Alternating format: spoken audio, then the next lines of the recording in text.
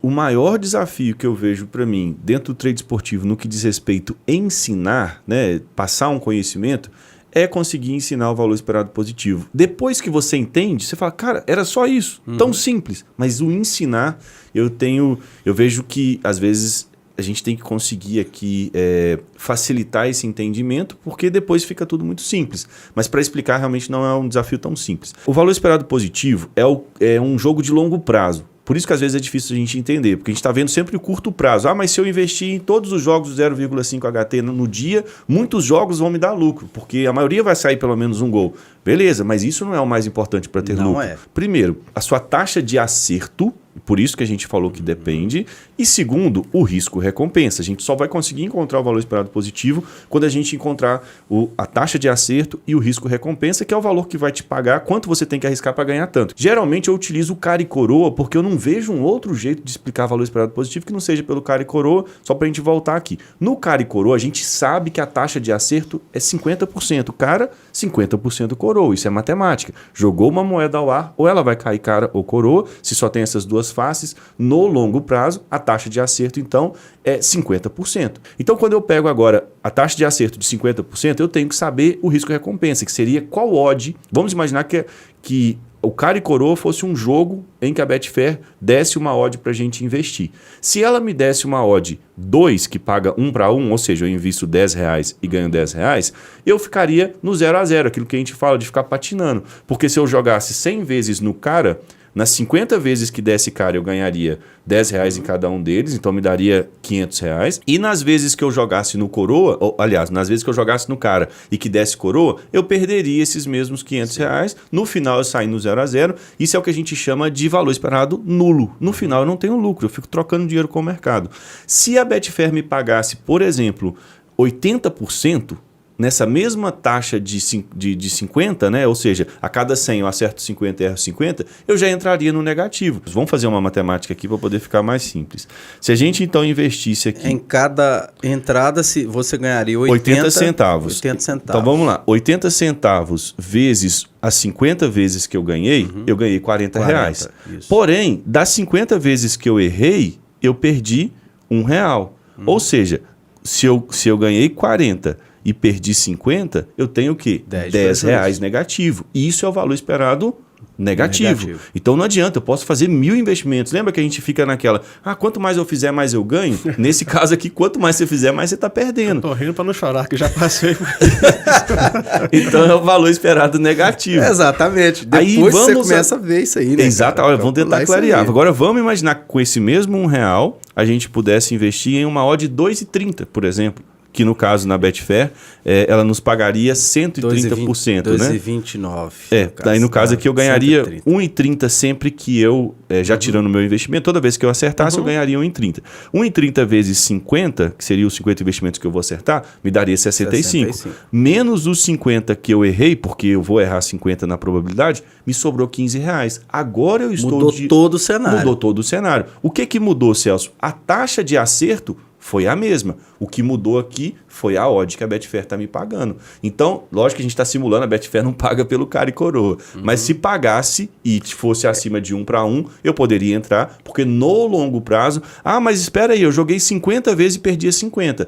É longo prazo. Pode ser que a 50 é pouco provável, mas imagina que numa amostragem de 100, pode ser que a 50 venha no início. E quando eu simulo, inclusive numa gestão de banca, eu simulo sempre esse pior cenário. Onde eu vou ter a taxa de acerto exato do 0,5 HT? Eu não sei numa amostragem hoje se todos os jogos do último ano, quantos deles tiveram pelo menos um gol no jogo. Eu sei por experiência que essa odd do 0,5, se for antes do jogo começar, depende tanto porque a gente nem sabe que momento que ele vai investir. Antes do jogo começar, vamos imaginar que por uma média vai ficar entre 1,05 a 1,07. Vamos colocar aqui uma média que seja 1,06. Então ela vai pagar 6% antes do jogo começar, no 0,5 o jogo todo. É o que você falou. Vai que ele vai investir depois de 30 minutos. Aí já é diferente isso daqui. Então tudo depende. Totalmente diferente. Mas vamos imaginar então, agora não estamos garantindo, mas para simular que a odd vai nos pagar 6%. Então vamos lá.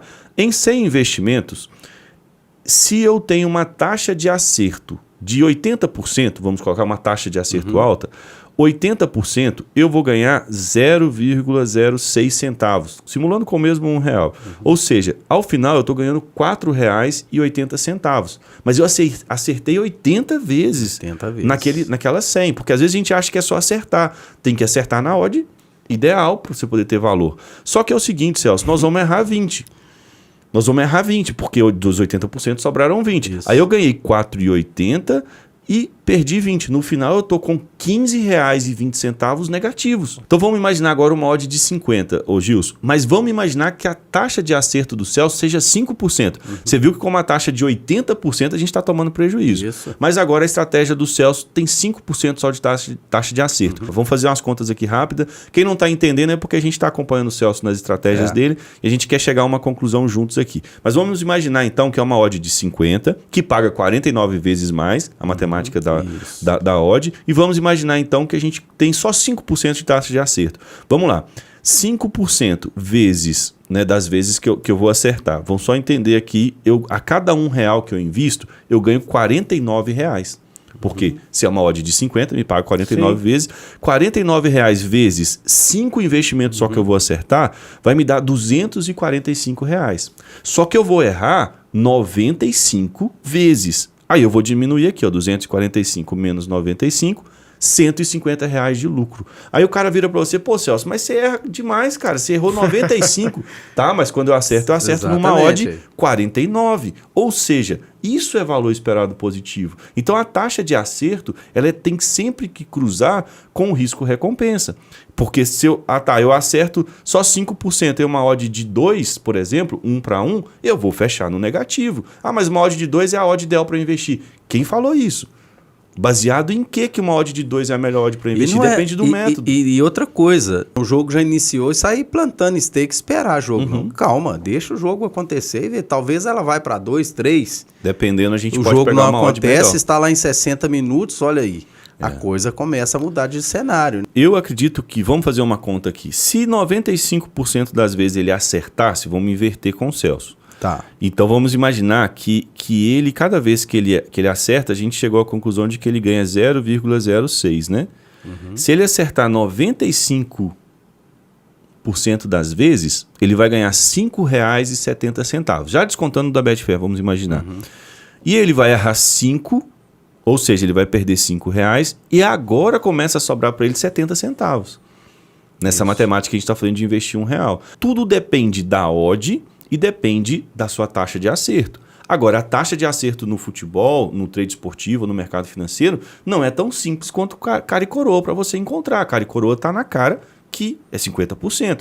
Agora, e no futebol? E no método de investimento? Onde que a gente encontra a taxa de acerto? Fazendo testes. É por isso que eu falo que uma estratégia para ser validada, ela precisa de longo prazo, ela precisa de planilha para eu analisar. É lá nas suas planilhas que eu vou conseguir saber qual é a sua taxa de acerto nessa estratégia que você está trabalhando. Então, lembra que é todo um conjunto que a gente precisa para ter lucro no final. E o problema, Gilson, é que parece muito simples. O cara acha que é só ligar a televisão, apertar ali os botões e ganhar dinheiro. Cara, isso aqui é um negócio de probabilidade. Se a gente não dominar os números e entender de valor esperado positivo, o lucro nunca vai sobrar no nosso bolso. Mas ao mesmo tempo, se você domina isso, tem um método validado, a matemática também é simples. O lucro vai estar do seu lado.